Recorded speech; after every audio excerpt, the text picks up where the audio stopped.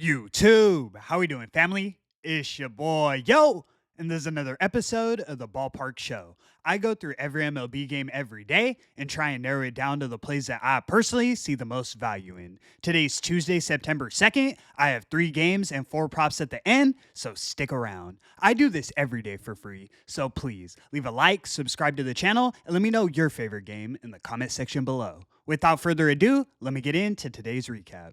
Recapping yesterday, we went 1-1. We split our highlighted plays of the day. First, we took the Miami Marlins and Washington Nationals over 9 runs. Looked like a good spot with Andrew Alvarez making his major league debut, but he pitched a 5-inning shutout. Both bullpens were also perfect, one of the lower scoring games you'll see from these two teams all season.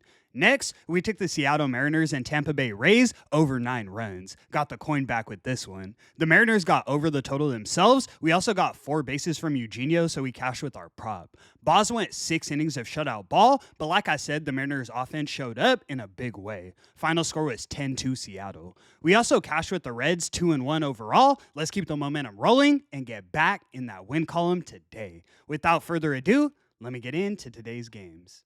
In our first matchup, we have the Toronto Blue Jays in Cincinnati taking on the Cincinnati Reds. Reds are minus 112 on the money line, and the total is 8.5 runs. On the mound, we have Jose Barrios going for Toronto, and we have Nick Lodolo going for Cincy. In my opinion, this is a pretty significant mismatch. Lodolo already has the better current numbers, and the expected numbers are headed in 2 different directions. Barrios has a 4.6 expected ERA, and when I look at his advanced metrics, I see why. Low strikeouts, low ground ball rate, and no velocity on his pitches. We've seen the Reds offense start to heat up recently. I think they get to Barrios. I mentioned I don't see the Blue Jays lineup being top 5 in the long run, so I don't give them a huge advantage there. Then when we get to the bullpens, that's another edge for Cincy. I get it. It's easy to take Toronto and call it a day, but I'm taking a stand. We're taking the Reds on the money line as our first selection of the afternoon. Let's move.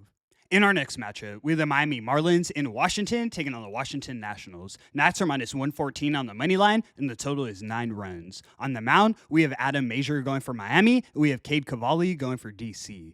This is a similar situation as yesterday, except both starting pitchers are prospects. Neither are making their debut, but they haven't been impressive in 2025. Mazur has a 5.6 expected ERA. His only saving grace is the ground ball. He has an 11% walk rate, gives up hard contact, and doesn't get strikeouts. Recipe for disaster. On the other side, though, I can't say Cavalli's been much better. 5.0 expected, he does limit the walk compared to Mazur, but he also gives up more hard contact. Both bullpens are bottom 5, you know the deal there, so my only question mark is on the lineups. Neither have shown up recently, but I also think that could lead to the perfect storm where we see an abundance of runs tonight.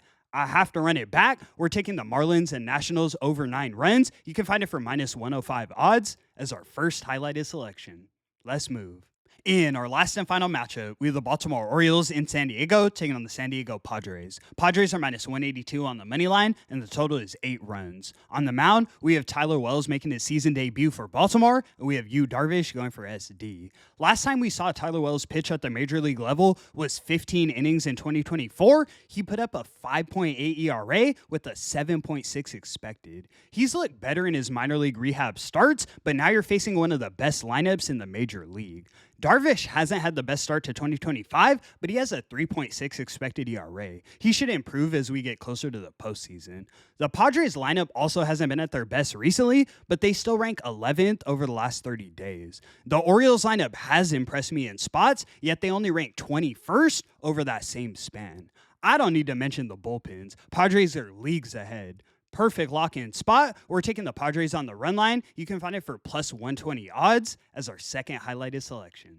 All right, guys, let me get into the props. 2-2 with plus money yesterday. Let's keep the momentum rolling. First, we're taking CJ Abrams of the Washington Nationals to get 2 or more bases. He's up against a rookie in Mazur, and he's got a 2.0 OPS head-to-head. Next, we're taking Pete Crow Armstrong of the Chicago Cubs to get 2 or more bases. He's had somewhat of a cold stretch recently, but he's one of the most dynamic bats in the league. 500 average and a 1.5 OPS against Joey Wentz. Next, we're taking Joe Adell of the LA Angels to get 2 or more bases. Top of the league in hard contact, and he's batting a 400 through 5 at-bats against Lorenzen.